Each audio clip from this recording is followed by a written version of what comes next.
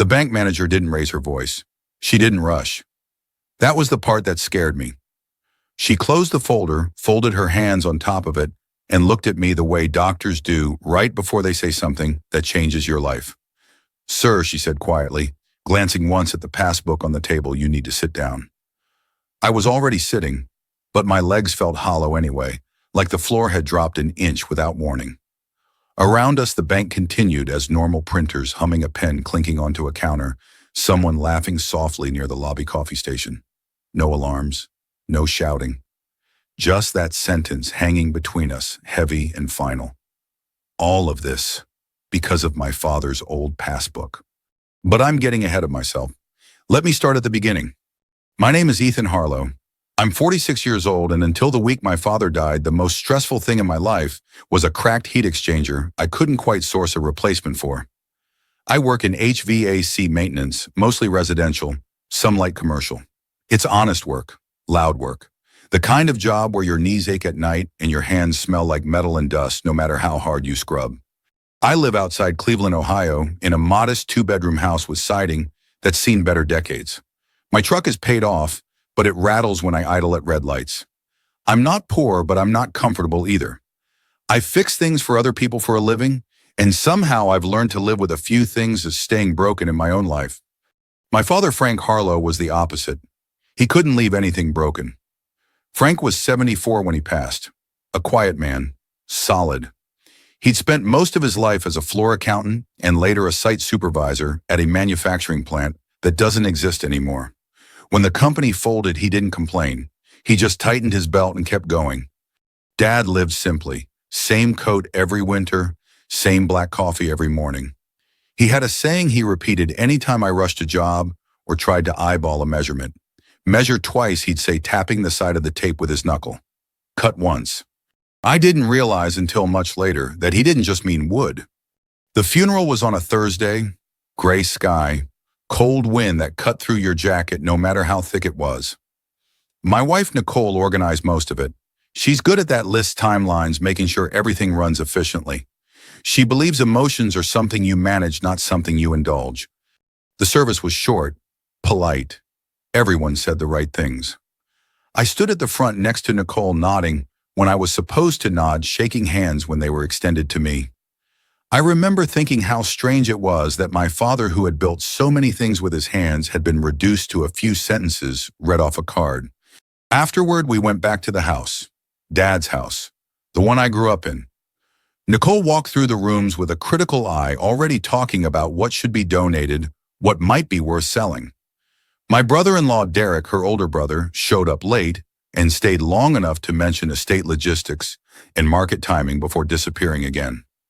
Derek always talked like life was one long investment pitch. I drifted away from them and ended up in the garage. That was where Dad really lived. Pegboards lined with tools older than me. Coffee cans full of screws sorted by size. A red metal toolbox sat under the workbench, dented on one corner. I remembered something Dad had said to me a few months earlier when I'd stopped by to fix his water heater. If anything ever happens to me, he'd said, not looking up from the wrench in his hand, check the red box. At the time, I thought he meant the documents, deed, insurance, that sort of thing. I opened it. Inside were the usual tools, wrenches, sockets, a worn tape measure. But tucked beneath a folded shop rag was something that didn't belong. A small leather-bound passbook, edges cracked with age. The kind you don't see anymore. I brought it inside, curious more than anything. I hadn't even fully processed what it was when Nicole saw it. She glanced at the cover barely a second and laughed. Not amused. Dismissive. That's useless, she said. Those old accounts don't even exist anymore. Just throw it away. She took it from my hand and dropped it into the kitchen trash, right on top of a paper plate and some napkins from the funeral catering. Something about the way she did it, quick, final, stuck with me. If it meant nothing, why rush? That night I couldn't sleep. The house felt too quiet. I kept hearing Dad's voice in my head. Measure twice. Cut once. At 5 in the morning, I got out of bed, walked into the kitchen, and pulled the passbook out of the trash. Tucked into the back cover was a folded slip of paper, an account number, and 6 words written in my father's careful block handwriting. Don't ask your wife. Go to the bank. By 9 o'clock that morning, I was driving.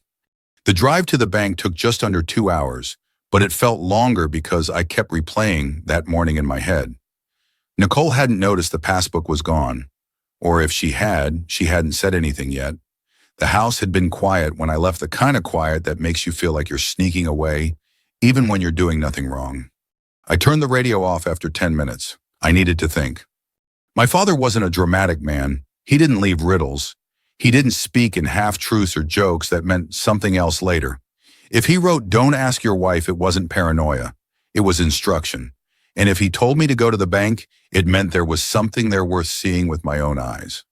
Halfway there, my phone rang. Nicole. I let it ring twice before answering. "Hey," I said, keeping my voice neutral. "Where are you?" she asked. Not accusatory, curious, too calm. "Running an errand," I said. "I took the morning off." A pause. I could hear her thinking. "You didn't take anything else from the house, did you?" "Your dad's, I mean." "Just some old manuals," I said. "Stuff from the garage." Another pause, shorter this time. "Okay," she said. "Just checking. Derek mentioned we should keep everything together until we figure out the estate." I agreed, hung up, and immediately felt that tight, familiar pressure in my chest, the one that shows up when something isn't being said out loud. 9 hours later, almost to the minute, my phone rang again. This time it was Derek. "Ethan," he said, sounding friendly in that way people do when they're trying to sound like they've always been friendly. "Just wanted to check in. This whole thing with your dad, it's a lot." "Yeah," I said. "I told Nicole I'd help handle the paperwork," he continued. "You don't need to stress about it. Banks, accounts, property, this stuff gets messy fast." I glanced at the passbook sitting in the cup holder beside me. "I'm okay," I said, "just tying up a loose end." Derek chuckled softly. "Your dad didn't really have loose ends, Ethan. You know that. Simple life. Best thing is to let it go." When we hung up, my hands were gripping the steering wheel harder than they needed to. 2 calls, perfectly spaced, both telling me in different words not to ask questions. That was the second measurement. I kept driving. The bank was in a small town called Millbrook, the kind of place where the diner closes at 2 and everyone knows which car belongs to which house. The building itself was old but clean, brick facade, glass doors that squeaked faintly when I pushed them open. Inside, everything smelled like coffee and carpet cleaner. I waited in line behind a woman depositing checks for a bake sale. When it was my turn, I slid the passbook across the counter, along with my ID and my father's death certificate. The young teller smiled politely and typed the account number into her computer. Her smile faded. "Just one moment," she said, and disappeared into the back. 5 minutes passed, then 10. I started to feel foolish. Maybe Nicole was right. Maybe this really was nothing. An old account closed years ago, a wild goose chase fueled by grief and too little sleep. Then a woman in a dark blue blazer approached. Mid-50s, gray streaks in her hair, calm eyes. "I'm Gwen Alvarez," she said. "The branch manager. Would you come with me, please?" Her office was small and quiet, with framed certificates on the wall and a plant that looked like it had survived a lot. She closed the door gently behind us and sat across from me, the passbook laid flat between her hands. "This account," she said carefully, "is flagged." I blinked. "Flagged how?" "Not because of anything you've done," she said quickly, "but because of its history." She turned her monitor slightly so I could see. Lines of numbers, dates. Then she reached for a notepad, wrote something down, and slid it across the desk. The number made my stomach drop. "Is that the balance?" I asked. She nodded once. I stared at the paper. My father, who reused envelopes and fixed his own shoes, had left behind just under $2 million. "I don't understand," I said. "There's more," Gwen said. In 2016, someone had attempted to access the account using power of attorney documents. The paperwork looked legitimate at first glance, but the bank's verification system flagged inconsistencies in the signatures. The transfer was denied. The attempt was logged. And the person listed I asked, already knowing the answer. Gwen met my eyes. Nicole Harlow. The room felt suddenly smaller. Gwen stood. "I'm going to ask you to wait here," she said. "I need to make a call." She stepped outside and spoke in low tones I couldn't hear. I sat there staring at my hands, at the faint scars on my knuckles from years of work, at the passbook my father had hidden like a last defense. When Gwen returned, she didn't sit down right away. "Mr. Harlow," she said softly, "you need to sit down." That was when I realized my legs were shaking. I don't remember sitting back down, but I must have, because the next thing I noticed was the chair pressing into the backs of my legs and the faint hum of the air conditioner above us. Gwen Alvarez stood near the door phone, still in her hand, as if she were making sure it stayed closed. "I'm going to be very clear," she said, returning to her seat. "This doesn't mean your wife has been charged with anything. Not yet. But it does mean this account is now considered potential evidence." "Evidence of what?" I asked. She didn't answer immediately. Instead, she opened a drawer and took out a thin folder. Inside were printouts, timestamps, scanned documents, notes written in neat professional shorthand. "Elder financial exploitation," she said finally. "It's one of the fastest growing categories of fraud we see, and most of the time, it involves family." The word family landed harder than the number had. Gwen explained that after the failed attempt in 2016, the account had been locked down internally. No further access attempts were made. Whoever tried once never tried again, but the record stayed, quiet, waiting. "Your father set this up very deliberately," she said, tapping the passbook. "The cover suggests it's decades old, but the account itself was opened in 2011. That mismatch alone tells us he wanted it hidden. Hidden from who, I asked, though I already knew. Gwen slid another document toward me. "Before we continue, there's someone who needs to speak with you." There was a knock at the door. A woman stepped in, mid-40s, hair pulled back, expression sharp but not unkind. She wore plain clothes, but her posture told me everything. "I'm Detective Mariah Benton," she said, extending her hand. "Financial Crimes Division." I shook it automatically. "We're not here to accuse," Benton said, sitting across from me. "We're here to understand. Your father's name came up in a review after this account was flagged again yesterday." "Again?" I asked. She nodded. "Because you walked in with the passbook."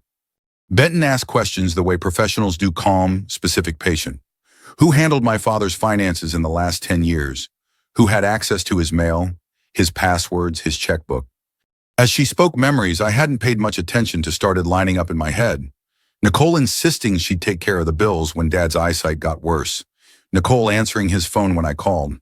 Nicole telling me Dad was confused that he'd mixed up dates, forgotten conversations. I had believed her. Why wouldn't I?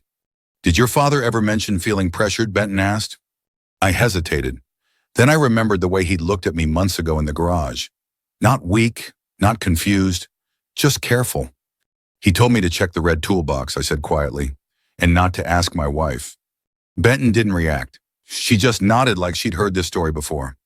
"Here's what's going to happen," she said. "We're going to open an investigation. That means you can't confront anyone. Not your wife, not her brother. If they know what we're looking at, they'll destroy evidence." My throat felt dry. "You're asking me to pretend everything is normal?" "Yes," she said, "for now." When I left the bank, the world felt wrong. Brighter, louder, like someone had turned the contrast up too high. I sat in my truck for 10 minutes before turning the key. That evening, Nicole acted like nothing had happened. She asked what I wanted for dinner, complained about traffic, mentioned Derek had a great idea about selling some of Dad's old equipment. I watched her hands while she talked, steady, confident, the hands of someone who believed the story she was telling.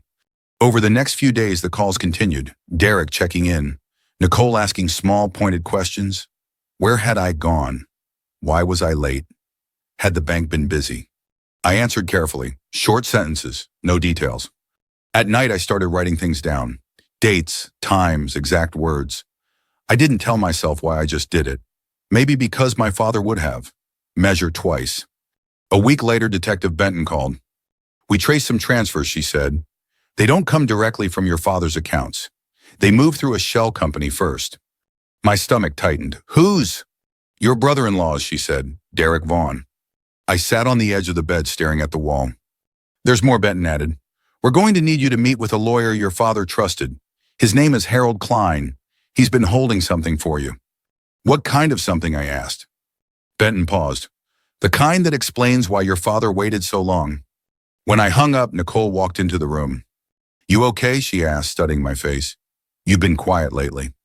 I forced a smile, "Just tired." She nodded, but her eyes lingered on me a second too long. That night, lying in bed beside her, I realized something that scared me more than the money, more than the investigation. My father hadn't just hidden an account. He'd been preparing for this. Harold Klein's office was exactly what I expected a 76-year-old attorney's office to look like. Dark wood shelves bowed under the weight of thick binders. Framed diplomas yellowed with age hung slightly crooked on the wall.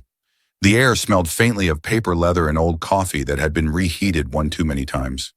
Harold himself rose slowly when I entered, tall, but stooped, his movements careful in the way of someone who had learned patience the hard way. "Ethan Harlow," he said, extending his hand. "I'm sorry about your father." "Thank you," I replied. His grip was firm, grounding. We sat across from each other at a heavy desk that had likely outlived more than one marriage and career. For a moment he just looked at me as if measuring something invisible. "Frank told me this day might come," Harold said finally. "He just didn't know when." He reached into a drawer and pulled out a thick manila folder. It landed on the desk with a soft but undeniable weight. "Your father asked me to give you this only after you brought the passbook to the bank," he said. "Not before. Not if you found it and decided to let it go. Only if you followed through." I opened the folder slowly. Inside were copies of documents, bank statements, handwritten notes, and side-by-side comparisons of signatures. On the left, my father's real signature. Uneven pressure, slight tremor. On the right, the forged version. Too clean, too consistent. He noticed, Harold said quietly, "Right away." The notes were meticulous. Dates, amounts, account numbers. Each questionable transaction was circled in red ink, followed by a short observation, written in my father's precise block letters. Transfer unauthorized. Signature mismatch. Confronted, denied. "He came to me in 2017, Harold continued. Told me he believed his daughter-in-law was siphoning money. He had proof but no authority. She had power of attorney by then." I felt a knot tighten in my chest. "Why didn't he go to the police?" Harold sighed. "He tried, informally, but he'd already been labeled as confused. Once that narrative sticks, it's hard to shake, especially when the person controlling your care is the one telling the story." At the bottom of the folder was a notarized affidavit dated 2 years earlier. I recognized my father's handwriting immediately. "I am of sound mind. I know exactly what I am doing. I am being financially exploited by a family member. I am documenting this so the truth will outlive the lies." My vision blurred for a moment. He knew he couldn't win while he was alive, Harold said, so he prepared for after. I flipped to the last section of the folder, a single page separate from the rest. "Frank called it his insurance," Harold explained. "The account you found. He moved what he could before the pressure became unbearable, hid it behind something old and unremarkable, and he trusted you to finish the job." "Why me?" I asked. Harold smiled sadly. "Because you ask questions. Because you fix things instead of ignoring them. Because you didn't rush. Measure twice, cut once." When I left Harold's office, my phone buzzed almost immediately. "Detective Benton." "We're close," she said. "We filed for warrants. Financial records, electronic devices, office space tied to Derek's company." My heart thudded. "Soon," she said. "But I need you to keep doing what you've been doing. Normal, quiet." That night, Nicole watched me more closely than usual. She asked if I was feeling okay, if work was stressful, if I wanted to talk. "I'm fine," I said, "just tired." Later, as she washed dishes, she glanced over her shoulder. "You didn't go back to the bank again, did you?" "No," I replied, meeting her eyes. "Why?" She shrugged. "Just seems like the kind of thing people do when they're worried." I smiled, slow and careful. "I'm not worried." But she didn't smile back. 2 days later, Detective Benton called again. "We're moving tomorrow," she said. "Simultaneous warrants, no warning. I thought you'd want to know." I hung up and sat alone in my truck for a long time, hands resting on the steering wheel, listening to the engine tick as it cooled.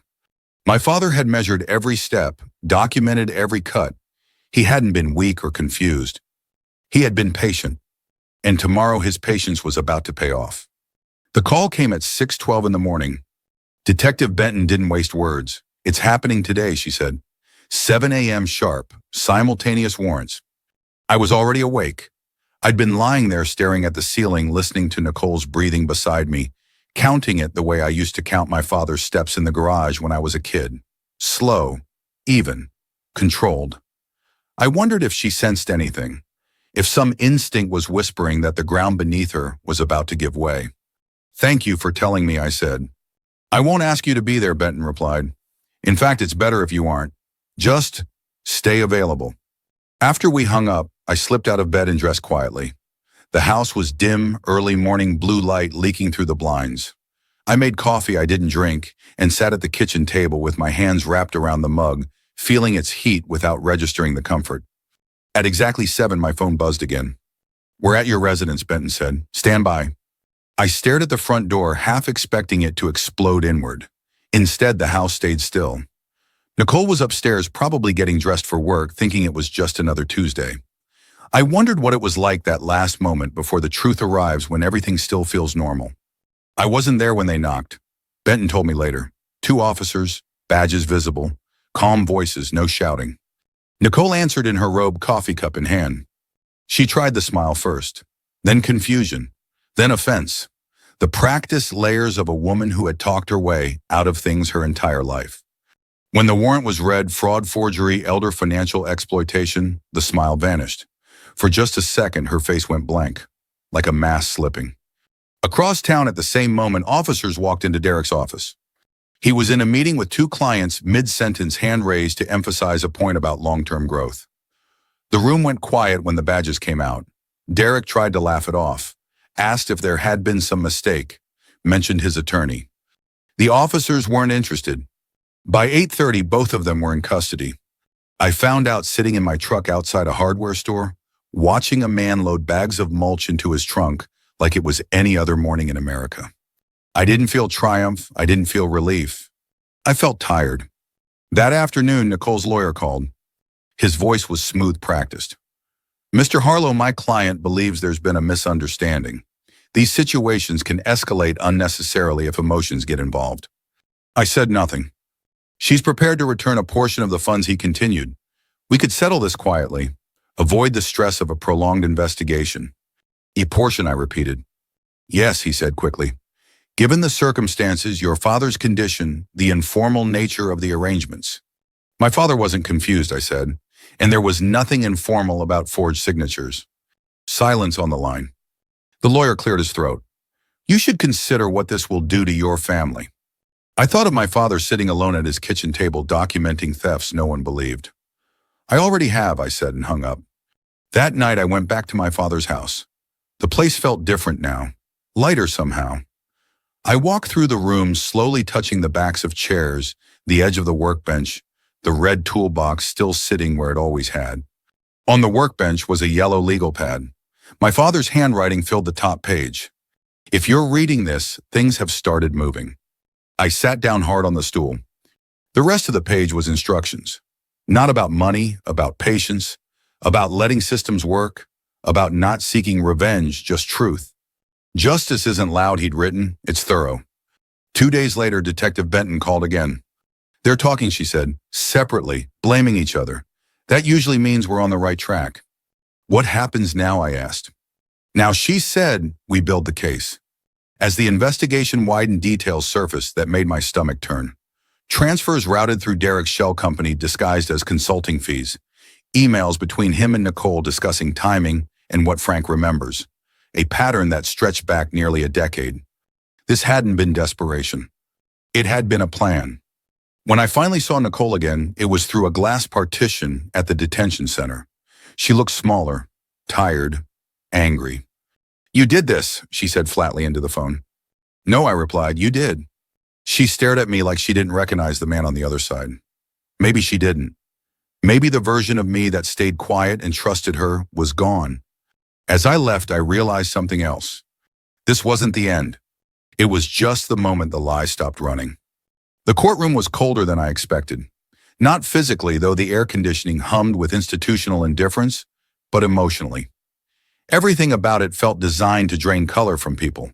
Gray walls, pale wood, straight-back benches that reminded you this wasn't a place for comfort.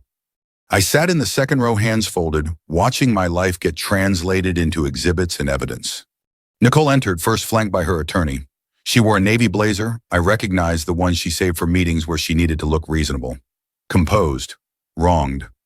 When she saw me, her jaw tightened, but she didn't look away. Derek came in separately. No blazer, no confidence. His eyes darted around the room like he was still searching for an angle that didn't exist anymore.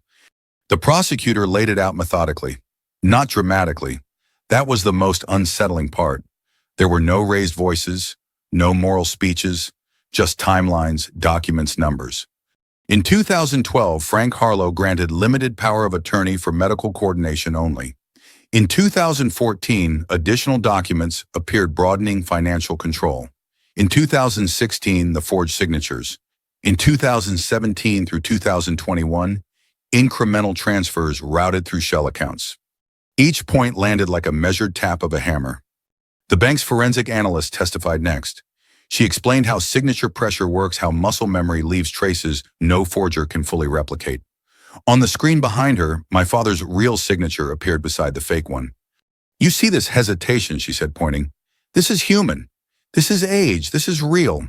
Then she gestured to the other. "This is smooth, uniform, practiced." Nicole's attorney objected. The judge overruled. Detective Benton testified after that, calm, direct. She explained elder financial exploitation in plain language, how caregivers isolate, how they rewrite narratives, how victims begin to doubt themselves.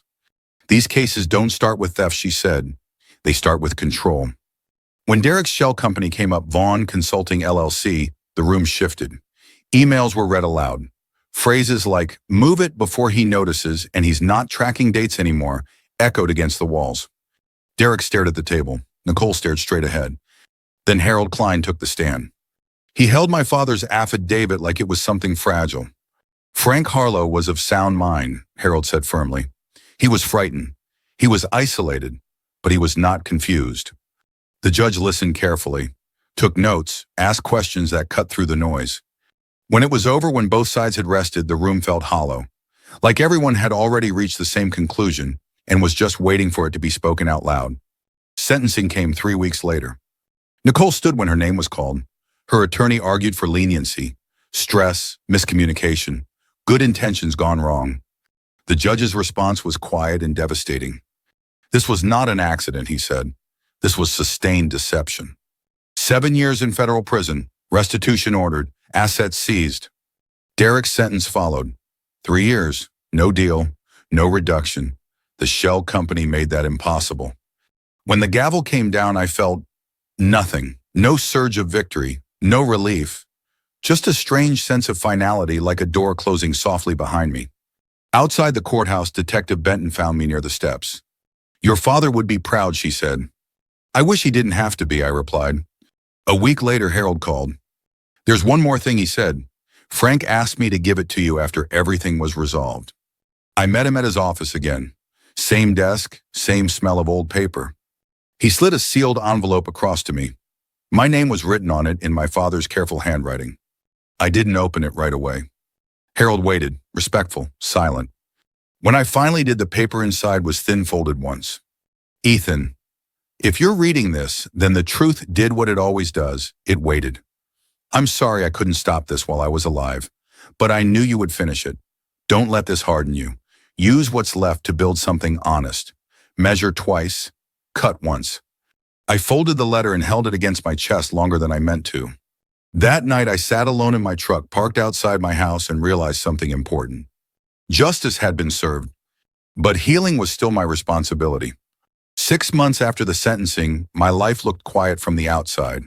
No court dates, no phone calls from detectives, no lawyers' voices leaving careful messages on my voicemail, the kind of silence people usually crave. But silence isn't empty when you've earned it the hard way. The money took time to settle. Accounts had to be untangled, assets liquidated, restitution calculated and transferred. I let Harold Klein handle most of it. I trusted him. My father had trusted him. That was enough.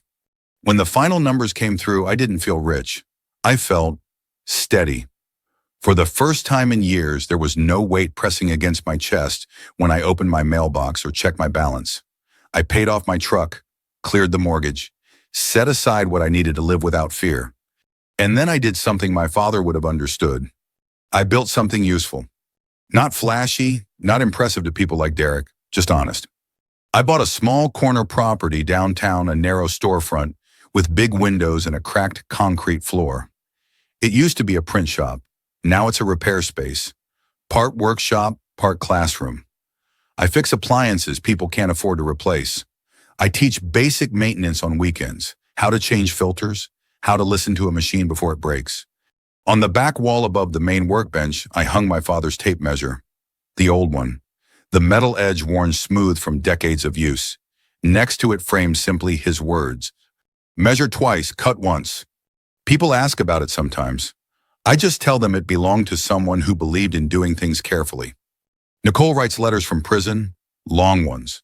Pages filled with explanations, accusations, apologies that circle back into blame. She says I ruined everything, that I betrayed her, that families shouldn't do this to each other. I don't respond. Some doors once closed don't need to be reopened to prove they're locked. Derek's wife divorced him. His company dissolved. The clients disappeared as quickly as they'd once praised him. When someone builds their life on shortcuts, it turns out there's nothing underneath when the shortcuts collapse. Once Harold asked if I wanted to visit Nicole, or Derek. Closure, he called it. I thought about it for a day. Then I said no. Closure isn't something other people give you. It's something you choose when you stop waiting for explanations that won't heal you. Sometimes late in the afternoon when the shop is quiet and the light slants just right through the windows, I hear my father's voice in my head. Not the serious one, the softer one, the one he used when he was teaching, not correcting. I wish he were here to see this place. I wish he'd never needed to hide anything. I wish he'd been believed when it mattered. But I also know this: he wasn't defeated. He was patient. He left behind more than money. He left a record, a truth that outlived the lies, and he trusted me to carry it the rest of the way.